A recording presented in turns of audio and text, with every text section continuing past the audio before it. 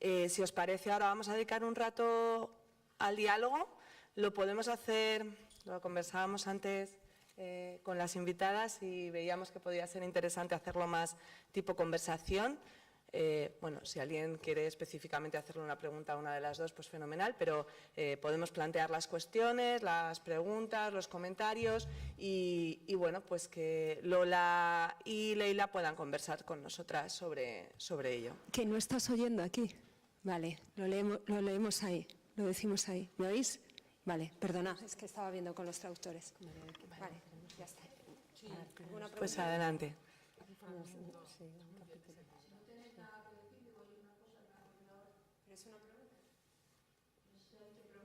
Pregunta. Si podéis tener, bueno, pues alguna pregunta, algún aporte. Sé breve, por favor. Bueno, estamos en una obra social de una banca, bajo con una señora de la limpieza, la digo que limpito está todo, que los baños como relucían, cuánto te pagan, 4,25 la hora, pero con el descuento 3,90, nada más, ahí lo dejo. Y el periodismo consiste en hablar en general o decir, hay detrás una persona y nombrar CaixaBank, nada más. Creo que ambas cosas, ¿no? De eso se trata, ¿no? De contar el caso particular y el general, y a veces del general el particular. Eso es el intento. Y yo, bueno, por mi parte ya hemos contado, y creo que Leila te ha puesto también de ejemplo en los fragmentos que ha elegido. Sí, creo que digamos, es importante el caso particular dentro de un contexto también, ¿no? Porque si no parece que fuera como un recorte un poco arbitrario, cuando en realidad lo importante de un caso puntual es que puede ser emblemático de una situación mucho mayor, digamos, ¿no? Y a la hora de denunciar una situación, más allá de que yo creo un poco lo que terminaba diciendo el texto que leí, que uno no puede hacerse cargo de la reacción del lector, ¿no? O sea, uno no puede hacer periodismo pensando, con este texto voy a cambiar el mundo y esto, porque bueno, la frustración está ahí nomás, digamos. A mí me parece que es muy válido encarnar los grandes temas en casos puntuales, pero sin olvidar que detrás de eso hay un tema mayúsculo, digamos, ¿no? Está muy bien hablar de casos puntuales de gente que padece hambre en el África, pero también contar el contexto, porque si no parece que fuera un recorte un poco zoológico, digamos, de esto, ¿no?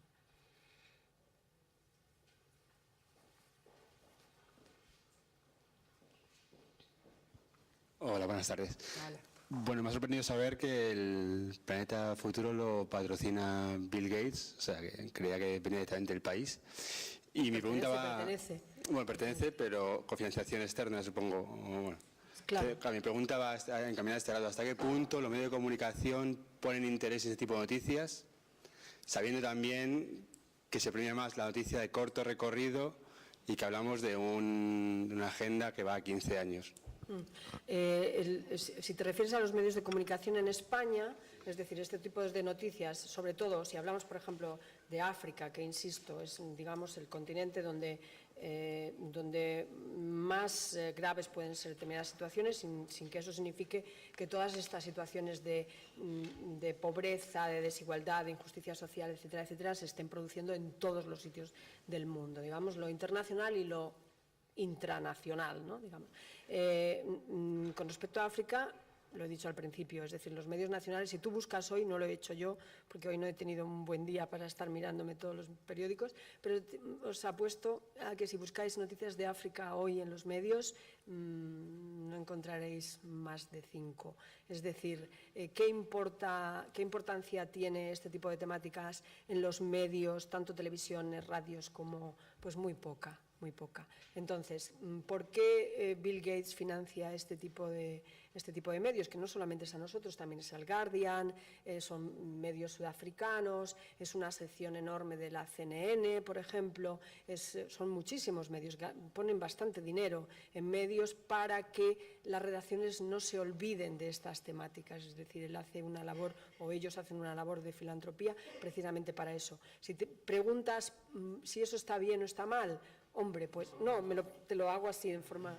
quiero decir, sería ideal que fueran los propios medios de comunicación los que tuvieran clara conciencia de que importa tanto hablar de la bolsa, porque es el ejemplo que he puesto antes, como de la situación de desigualdad de las mujeres. Eso sería lo ideal, pero la realidad es que a veces no es así, y con la crisis mundial, el periodismo de formato, de online, papel y tal que estamos viviendo, todas las redacciones, como sabes, tienen bastantes problemas económicos. Entonces, todo este tipo de apoyos, digamos que a los periodistas que estamos en estos territorios, o cualquier otro, puede pasar también en deportes, que a veces también está sponsorizado y nadie se rasga las vestiduras, pues nos viene muy bien, porque eso significa que tenemos ahí un impulso para poder hacer las cosas que queremos hacer.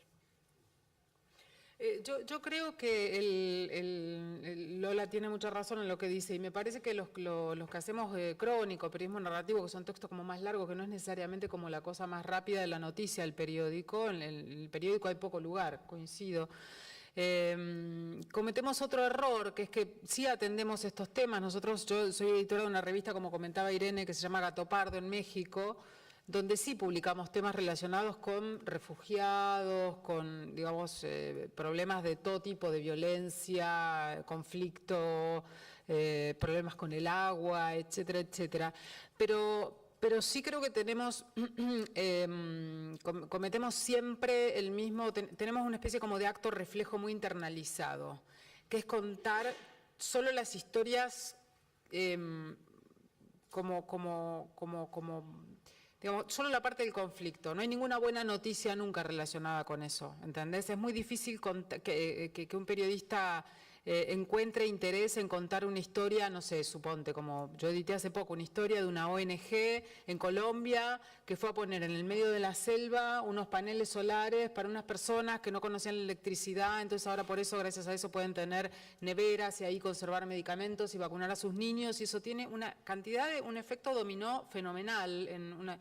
Y la misma ONG en otro lugar de Colombia, que es La Guajira, educó a los wayú, que son los indígenas de allí, para enseñarles a preservar un pozo de agua que evita que un montón de personas se enfermen por tomar agua contaminada y que no tengan que caminar 20 kilómetros con un balde en la cabeza, y cómo esta gente tuvo que ser, la gente de la ONG tuvo que comprender la mentalidad wayú, para la cual darle agua a un animal es casi más importante que obtener agua para ellos. Aceptar esto y entender que estaban poniendo un pozo también para que vivieran los animales, digamos, o sea, finalmente me costó mucho trabajo editar ese texto, porque era un texto que no tenía tensión, no tenía conflicto, no tenía casi interés narrativo.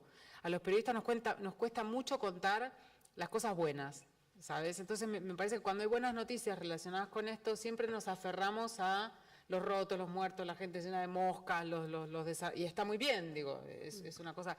Pero cometemos este otro error, que es que parece que contar lo que se hace bien en ese sentido no tuviera como mucho interés, digamos, ¿viste? Y eso sí me parece que es un mea culpa que tenemos que hacer los periodistas, que es que nos produce más felicidad contar lo malo. Sí, exacto. ¿No? Y eso encontramos más gusto narrativo en el conflicto. Y eso es así cuando se hacen en todos los medios, que hay lo que llamamos las reuniones de primera, las reuniones editoriales, claro, por las mañanas, al mediodía, por la tarde. O sea, es que ahora los medios están abiertos 24 horas, ¿no? Entonces se decide qué noticias. Entonces, claro, imaginaos ahí nosotros, Planeta Futuro, ¿no? Todos los días. Ay, la pobreza aquí, la pobreza allá. Es decir, tenemos que buscarnos la vida todos los días para coger la historia, para coger, yo qué sé, hay un artículo que es 23 inventos que salvarán la vida a millones de personas, ¿no? Entonces, todos los días tenemos que darle un poco otra vuelta de tuerca a la imaginación para sacar, porque la gente de la redacción que es ajena a todas estas temáticas, pues lo vive así, lo vive como... ¿Qué me estás contando? Me estás trayendo la historia de la ONG todos los días. Precisamente por eso Planeta Futuro es un reto, porque intentamos siempre ir un poco más allá, utilizar formatos, convencer a la gente, decirles, mira, esto te interesa por esto y por esto, vamos a darle la vuelta, vamos a hacerlo positivo. Contar en positivo también es posible y puede ser dramático también. Claro. Se puede contar una historia dramática y con un final feliz. En fin, hay muchas maneras. Es complicado, eso es verdad. Es complicado hacerlo y es complicado venderlo, como llamamos en las redacciones, y es complicado que te lo compren. Sí, la buena noticia no es noticia, digamos, ¿no?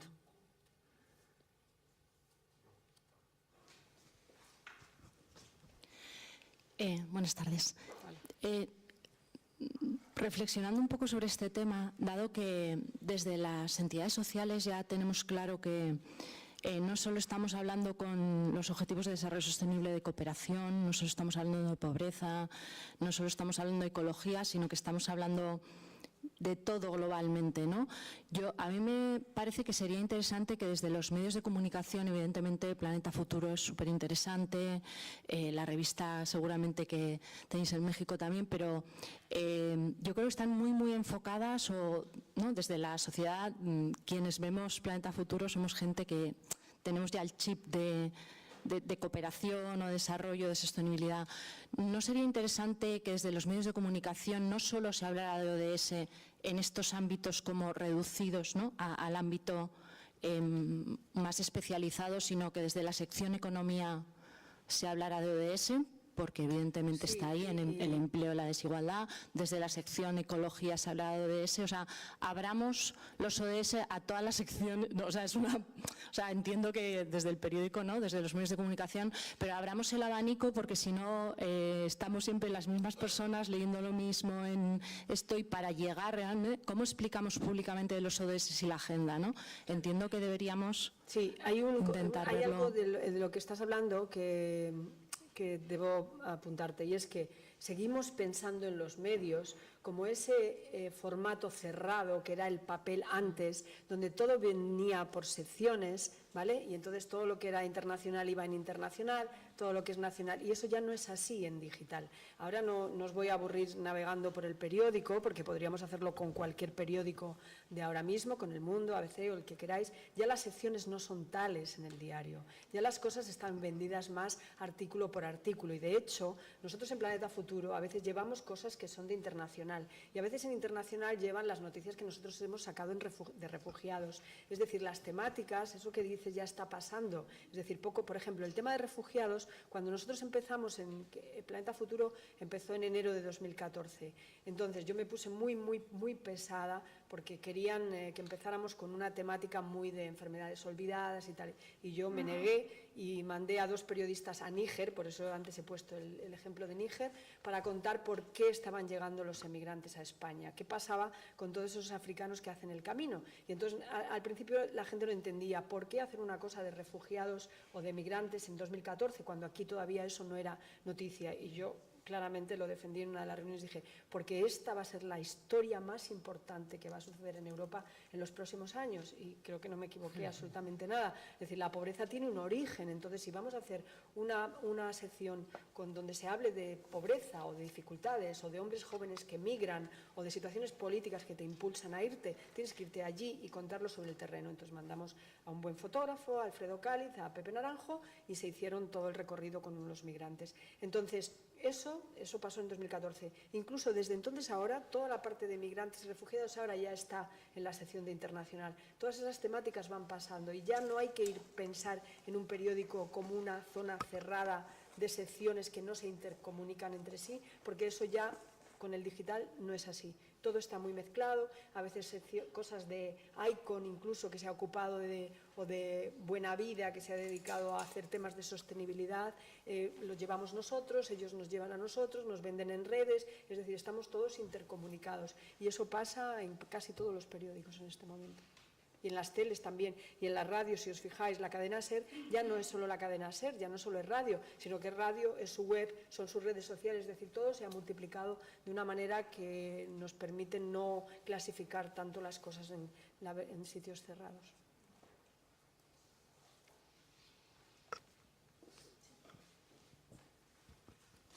Gracias Lola, gracias Leila. Raquel Martín de Entre Culturas.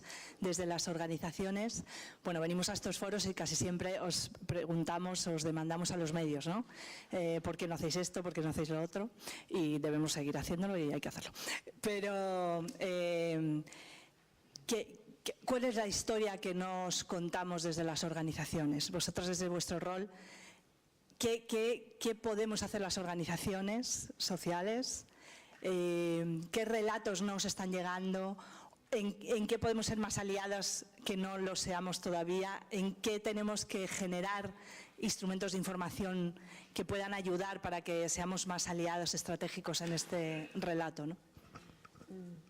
Yo puedo poner, o sea, recuerdo que la coordinadora hubo un tiempo que hacía desayunos con los medios, no sé si os acordáis, y entonces cuando yo estaba en el País Semanal, me acuerdo que me invitasteis a uno para decir, a ver, Lola, desde el País Semanal, ¿qué tenemos que hacer nosotros para poder comunicar mejor lo que estamos haciendo? Y yo lo dije claramente, no me mandéis informes tras informes, porque no los veo. Yo hago así y los llevo a la basura. Contadme historias de gente, es decir, si hay un problema de agua en los territorios en Palestina, que creo que era en ese momento, habladme de la situación de la gente concreta en ese sitio que tiene un problema de agua. Entonces ahí yo voy a mirarlo, o sea, lo voy a leer, no solo lo que Leila decía, el lector se va a fijar más si estás con el enfermo de tuberculosis o estás con la persona que ha perdido a sus hijos en Nigeria, en este caso que está pasando cada día con Boko Haram, etcétera. Pero es que desde las organizaciones se sigue utilizando ese mecanismo, digamos, automático de el informe de hoy, el informe de hoy. Los informes se acumulan y se tiran cuando te ocupan mucho tiempo en la memoria del ordenador y al final un día dices, ay, sí, recuerdo tal. Cuando los necesitas, los pides, pero digamos que las ONGs deben hacer un esfuerzo por acercarse o por acercarnos a esas personas con las que ellas están trabajando. Por eso es que nosotros creamos el Primera Línea, porque queríamos que nos contaran eso que están viviendo. Sí, yo tengo 3 experiencias muy puntuales con distintas ONGs. Una de ellas se llama Poder Ciudadano, es argentina. Y en realidad, mira, el primer libro que yo escribí fue a partir de una gacetilla que mandaron ellos a todo el periódico, que era una gacetilla muy mal escrita, en la que mencionaban que iban a gestionar una cosa que se llamaba Plan de Jóvenes Negociadores, que era un plan que se había desarrollado en Harvard para la resolución de conflictos sin violencia. Entonces lo iban a implementar en una localidad de Buenos Aires, que yo, y en un pueblo que se llamaba Las Heras. Y ahí, cuando mencionaba Las Heras, a mí se me pusieron los pelos de punta, porque decía que en ese lugar iban a implementar este plan de jóvenes negociadores para ayudar a los chicos a resolver conflictos sin llegar a la violencia con sus profesores, con sus padres, porque Las Heras era un lugar que era un pueblo petrolero que tenía en ese momento el 28% de desocupación, esto era el año 2001 en la Argentina, tenía 14 iglesias, 45 prostíbulos, unos niveles de violencia intrafamiliar, como lo llaman las ONGs, altísimos, no me acuerdo, y 22 suicidas jóvenes entre los 17 y los 25 años en un año y medio, entre los cuales se contaban algunos de los chicos más emblemáticos del pueblo. Bueno, esa historia que venía en una gacetilla muy mal contada, la recibió todo el diario en el que yo trabajaba. Yo vi en eso una historia, pero puedo entender que a cualquier, después escribí un libro, pero puedo entender que a cualquier periodista que reciba una cosa contada de manera anodina, sin entusiasmo, pueda no ver una historia ahí. Yo vi una historia, me cerró todo, pueblo petrolero, Patagonia, petrolera privatizada, un lugar completamente con una evidente sociopatía, prostitutas, iglesia, casino, petróleo, jóvenes suicidas, era como una especie de Macondo del horror, digamos, ¿no? Pero la verdad es que la ONG no me la hizo fácil para verlo, ¿entendés? O sea, después yo viajé por mi cuenta, la ONG no me dio nada, no, pero quiero decir, o sea, pero visibilizar esa situación así, yo no lo hubiera podido visibilizar si no hubiera sido por esa información que yo recibí. Ahora, esa información que yo recibí la recibí de una manera muy, te diría, como mal redactada, mal contada, mal todo. De hecho, como te digo, la recibieron 800 periodistas. No es que yo dije, ay, voy a agarrar esto y que no lo vea nadie más. Después trabajé con el BID, con el Banco Interamericano de Desarrollo, en una cosa que se llama proyectos de innovación, que la conferencia esta que leí ahora, esta parte de la tuberculosis tiene que ver con ese proyecto. La manera en la que ellos presentaban los proyectos a mí me mataban de espanto, porque yo digo, acá, ¿cómo voy a hacer para encontrar una historia debajo de estas palabras como el mod y la plaqueta y la no sé qué? Y bueno, terminamos tuve que tener muchas conversaciones con la gente que se encargaba de los proyectos de innovación en América Latina. Primero porque estaba esta dificultad de lo que yo le decía a él, es muy difícil contar la felicidad no tiene glamour en el periodismo, ¿no? Es como que la historia que termina bien parece que fue una historia que nunca va a llegar a la tapa del diario.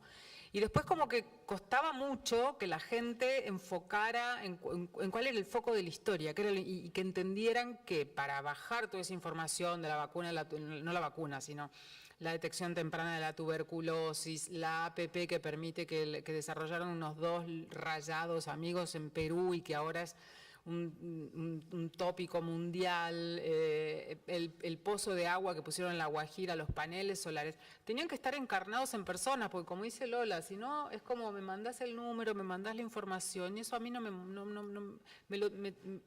tengo que poner una imaginación gigantesca para pensar cómo bajar eso a una cosa concreta, digamos. Y la otra, que ahí hice yo una crónica para un libro que también financió una parte del BID, no era el BID particularmente, era una historia que terminó siendo maravillosa sobre una pequeña empresa exportadora de fruta en Chile que estaba en el peor desierto del mundo, que le arrancaba el agua a la tierra a través de paneles solares. Entonces, la comisión esta del BID lo que había financiado era el proyecto para poner los paneles solares. Y era una cosa maravillosa, o sea, digo, hay una poesía infinita si te pones a pensar en el sol transformado en energía, transformada en agua, transformada en uva. Pero de vuelta, me lo tuve que imaginar sola, porque la gacetilla era un aburrimiento. Entonces, creo que me parece que este placer que tenemos los que narramos en encontrar historias, esta imaginación que ponen en Planeta Futuro a la hora de encontrar enfoques diversos, de nutrir el texto con videos, enfoques distintos, también tiene que estar a la hora de comunicar. O sea, la ONG no debería eximirse de la responsabilidad de comunicar al medio de comunicación de una manera que no esté repleta de un lenguaje demasiado cargado de cosas técnicas, que diga, bueno, estamos haciendo esto de las plantas solares en Copiapó, ¿no sería genial ir a entrevistar al viejo que puso la primera vid, que todavía vive y que cuente cómo, ¿no? Y de paso hablamos del proyecto y esto termina empatizando con un lector que dice, mirá qué locos, estos tipos son como los pioneros de no sé qué, que en vez de ir a buscar tierras iban a buscar agua, digamos, ¿no? Entonces digo, generar algo que genere, que a mí como periodista me genere la emoción de leer 2 buenas líneas de guión e imaginarme la película, eso. Otras 2 cosas que yo añadiría a esto es que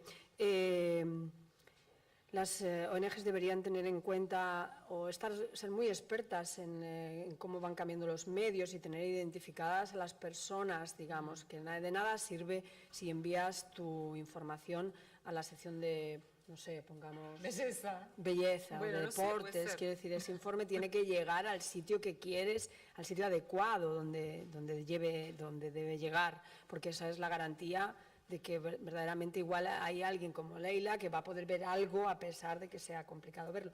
Y luego, que a veces no se tienen en cuenta que el Día Mundial del Agua, ¿vale?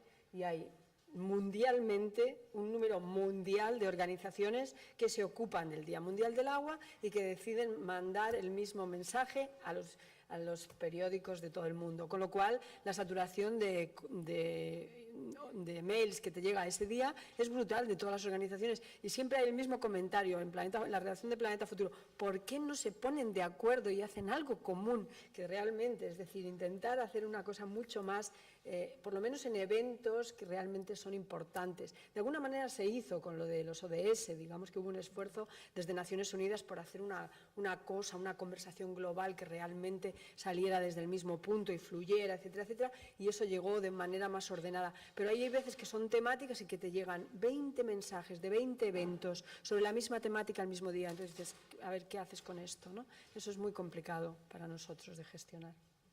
Sí, tratar de ser imaginativos, ¿no? Sí, también a veces yo hice algo con Médicos Sin Fronteras también, esto de Zimbabue que mencionaba.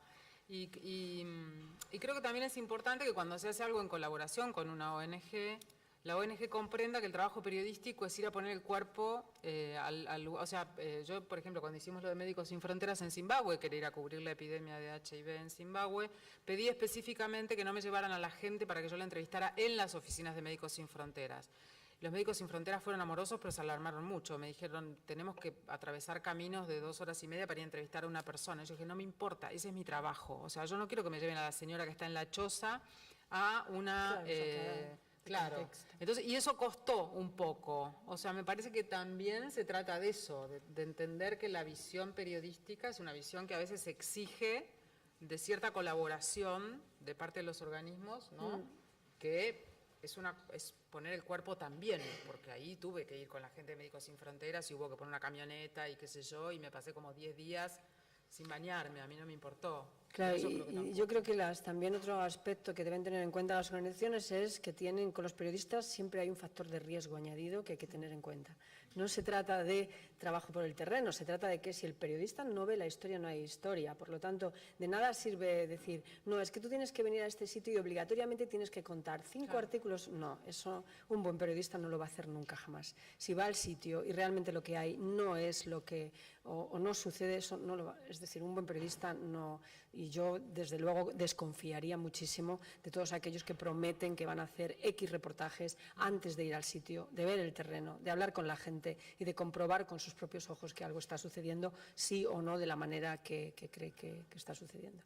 Entonces, pues eso, considerar que siempre con nosotros hay un factor de riesgo, pues sí, es así, pero bueno. Es lo o la de encontrar algo que no está bien, ¿no? Exacto, o lo contrario, Claro. de repente O sea, hay veces algo crítico. Hay veces que te llevan a un viaje y te dicen, bueno, es una historia pequeñita y tal, y tú llegas allí y dices, ¿cómo una historia pequeñita? Pues esto es una historia inmensa, tú déjame que, ¿sabes? Entonces, bueno, yo encontré una historia inmensa gracias a Chema Caballero.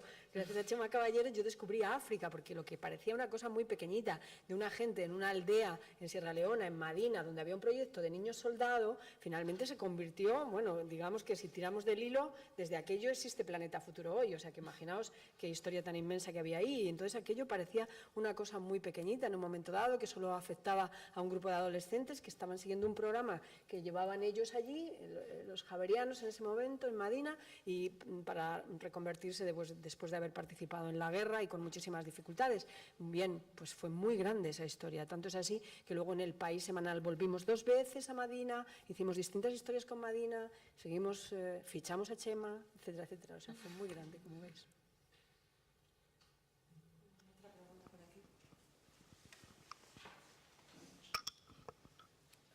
Pues era una pregunta y sobre todo cuando os escucho y me puedo imaginar las reacciones, me puedo imaginar vuestro trabajo intentando buscar la forma de cómo contar una historia. Y al mismo tiempo estábamos hablando de la dificultad de comunicar muchas cosas como la Agenda 2030. Entonces, hay una cuestión que para las organizaciones, para las ONG suele ser muy importante y es el mero hecho de poder actuar como agentes que piden rendición de cuentas, que tienen un diálogo con los gobiernos, con los estados. Esto tiene que ver con la libertad de expresión, que es necesaria que exista también, y de organización. Entonces, la cuestión es sobre todo si habéis pensado y habéis encontrado historias en torno a eso, en torno a la libertad de expresión, cómo la gente se organiza y cómo buscáis la manera de contar ese tipo de historias que probablemente sean mucho más difíciles que cuando tienen un factor temático. Sí. ¿Quieres decir cómo la gente se organiza y crea ONGs en los distintos países? Exactamente, en los distintos países. Si habéis encontrado historias de ese tipo, habéis sentido que eso es un valor, eso es algo importante como un vector para trabajar, por ejemplo, una agenda de ODS. Sí, ¿y cuáles son los debates que tenéis ahí? Si eso lo encontráis, básicamente lo que querría ver es cómo, qué soluciones encontráis para contar ese tipo de historias cuando las encontráis. Vale. Bueno, digamos que aquí estamos reduciendo toda la parte de ONGs, pero a mí me parece que todo este tema de la Agenda 2030 es una cosa muy, muy política. O sea, para mí es tremendamente política, es prácticamente lo más político que hay.